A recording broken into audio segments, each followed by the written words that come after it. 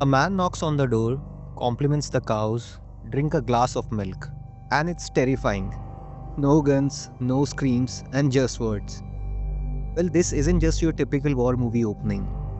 It's a 20 minutes of pure anxiety, stretched, twisted, and sharpened by some of the finest writing Tarantino has ever done. A scene where you know what is going to happen, but you cannot look away. On paper, it sounds simple.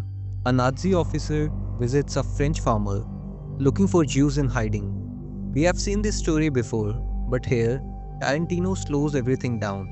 He makes us sit in the quiet. Every smile, every sip, every pause is a needle pressed deeper into our nerves. Colonel Hans Landa doesn't barge in. He charms, he flatters. He lights his oversized pipe like he's auditioning for Sherlock Holmes. And all the while we wait. Because we already know what is under the floorboards. We're not asking if this will end up badly. We're asking, how long will he take to destroy this man's soul first? And now, when we have given the illusion of calm, but beneath the surface, tension builds. What makes this scene so agonizing is not the violence we expect, but the suspense without surprise. Tarantino does something remarkable with his favorite written character. He creates unbearable tension without surprise. He tells you, visually, tonally, from the very beginning, this will end in horror. But he makes you watch it unfold, minute by minute, word by word. That's the brilliance of the writing. It is not what happens, well, it's how it happens.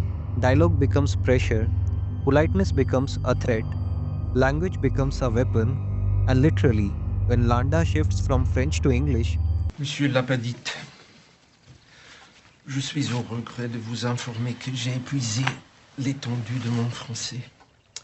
Continuer à le parler si peu convenablement ne ferait que me gêner. Cependant, je crois savoir que vous parlez un anglais tout à fait correct, n'est-ce pas?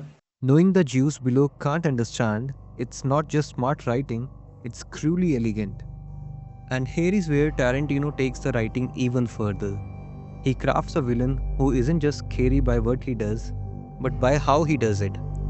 Landa is an orchestra conductor of fear. Hans Landa is not a brute, he's a sadist in a tailored uniform. What makes him so terrifying isn't his power, it's how he uses it. He doesn't yell, he doesn't rush, he orchestrates. Every move is calculated, from the milk to the compliment about daughters to the fake humility. Tarantino gives him all the power in the room, then makes him act like he has none. That is what makes him unforgettable.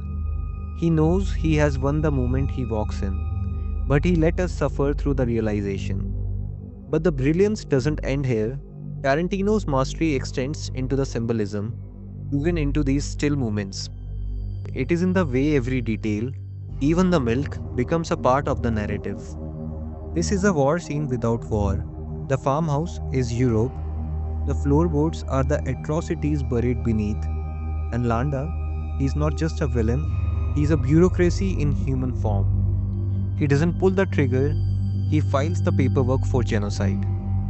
Even the milk, pure, white, and innocent, becomes threatening in his hands.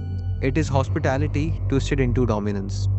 A silent yet intimidating way of saying, this is my space now. After creating this haunting world of tension and symbolism, Tarantino leaves us with a lasting impact.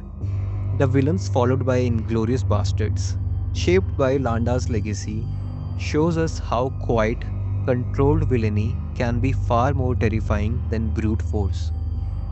After Inglorious Bastards, villainy got quieter, smarter, and more controlled. And few examples of where you see them in, whether it is Silva in Skyfall, Alejandro in Sicario, Riddler in The Batman, or Gus Fring in Better Call Saul. Landa's legacy is clear. Villains don't need rage to scare us. They need presence, precision, a smile, and a ticking clock beneath the floorboards. And as we close this dissection of Tarantino's genius, we are left with one chilling realization. Landa's villainy isn't in what he does, but in how we feel it coming.